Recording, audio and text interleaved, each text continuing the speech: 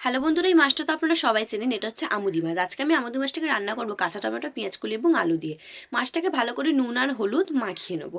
তারপরে কড়ার মধ্যে দিয়ে দেবো আমি এখানে সর্ষের তেল। তেলটা কিন্তু অবশ্যই সর্ষের তেলই দেবো। দিয়ে দেবো আমি এখানে নুন। নুনটা কড়ার মধ্যে দিলে কি হয়, মাছগুলো আর ভাঙি না। তারপরে মাছগুলো লাল লাল করে আমি এখানে ভেজে নেবো। এবং ওই তেলের মধ্যে দিয়ে দেবো আমি কালো জিরে ফোড়ন এবং পেঁয়াজ কুচি। পেঁয়াজটা হালকা একটু নেড়ে নিয়ে দিয়ে দেবো পরিমাণ মতো নুন এবং কাঁচা টমেটো। কাঁচা টমেটো এবং পেঁয়াজটা ভালো করে ভাজা হয়ে গেলে দিয়ে দেবো আমি এখানে ছোটো ছোটো করে কাটা আলু। তারপর আমি দিয়ে দেবো এখানে পরিমাণ মতন হলুদ এবং ঢাকা দিয়ে দেবো আলুটাকে একটু সিদ্ধ হওয়ার জন্য। আলুটা যখন প্রায় সিদ্ধ হয়ে যাবে তখন আমি এখানে দিয়ে দেবো পরিমাণ মতন গুঁড়ো লঙ্কা এবং কয়েকটা কাঁচা লঙ্কা। তারপরে এখানে ভালো করে একটু কষে নেবো। দিয়ে দেবো আমি এখানে পেঁয়াজকলি খেতে কিন্তু একটু পরেই দিতে হবে, নাহলে পেঁয়াজকলিটা কিন্তু গলে যাবে। ভালো করে যখন পেঁয়াজকলি আলু সব কিছু মশলা একসাথে কষিয়ে নিয়ে দিয়ে দেবো আমি এখানে পরিমাণ মতন জল।